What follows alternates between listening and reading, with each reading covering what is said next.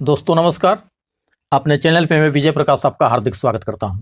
दोस्त, अपने लक्ष्य के प्रति, मंजिल के प्रति और अपने सपनों के प्रति धैर्य बनाकर रखना पड़ता है। भले थोड़ा इसमें समय लगेगा, कठिनाइयों का सामना करना पड़ेगा, पर एक न एक दिन मंजिल जरूर मिलेगी। दोस्त, गर्मी का मौसम था, बहुत ही कड़ाके की धूप निकली हुई थी।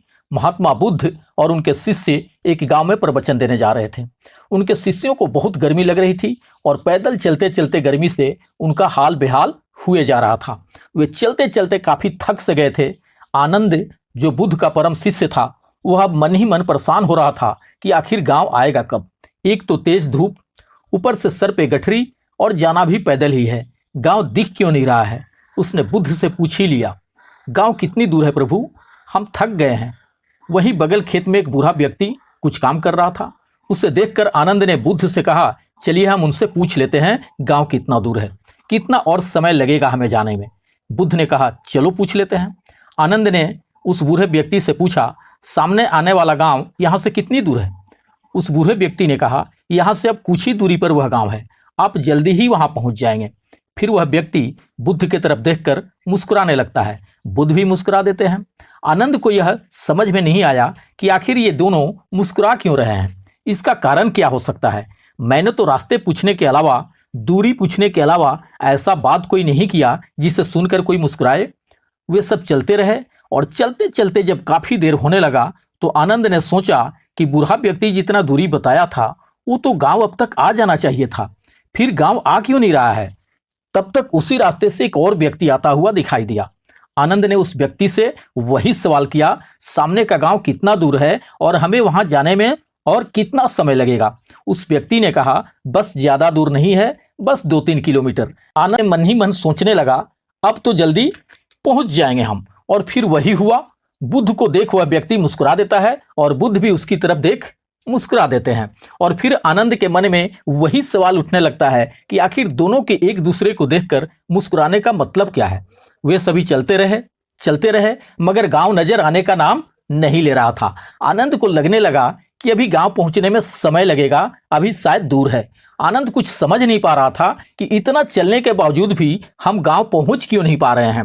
और फिर आनंद क्रोध में आकर अपने कंधे पर रखा सामान फेंक देता है। वह महात्मा बुद्ध से कहता है, आप तो कहते हैं कि बेकार का प्रश्न नहीं करना चाहिए, लेकिन मेरे मन में काफी देर से एक सवाल परेशान किए हुए है, कृपया आप मुझे उसका उत्तर दीजिए। बुद्ध ने कहा, पूछो, क्या पूछना है?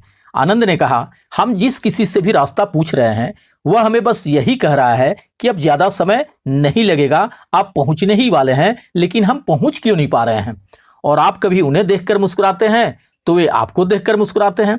इस बात का अर्थ हमें समझाइए और ये भी बताइए कि कहीं हम गलत रास्ते पर तो नहीं चल रहे हैं जिसका कोई मंजिल ही ना हो। बुद्ध ने कहा, हम बिल्कुल सही रास्ते पर जा रहे हैं और जिस रास्ते से हम लोग गांव जा रहे हैं वहां के लोग मुझे पहचानते हैं, क्योंकि मैं पहले भी वहां प्रवचन कर चुका हूं।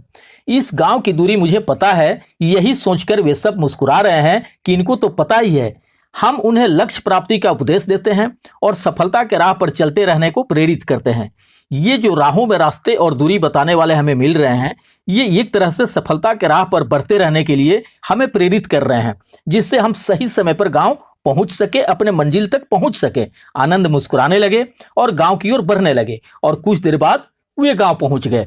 दोस्त, जैसे बुद्ध के शिष्य आनंद को लोग रास्ते और दूरी बताते रहे कि बस अब कुछ ही दूर है, आप जल्दी पहुंच जाएंगे, ठीक वैसे ही हमारे जीवन में भी कोई ना कोई अवश्य होता है जो हमें प्रेरित करता है, जहां से हमें प्रेरणाएं मिलती हैं। तो उस जीवन में आगे बढ़ने के लिए अवसर सभी को मिलता है।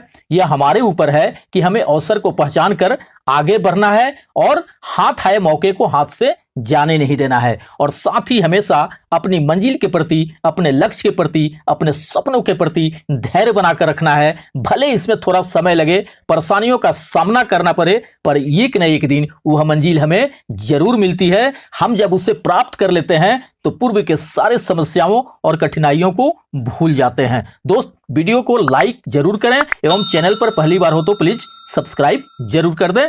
थैंक यू दोस्त, धन्यवाद।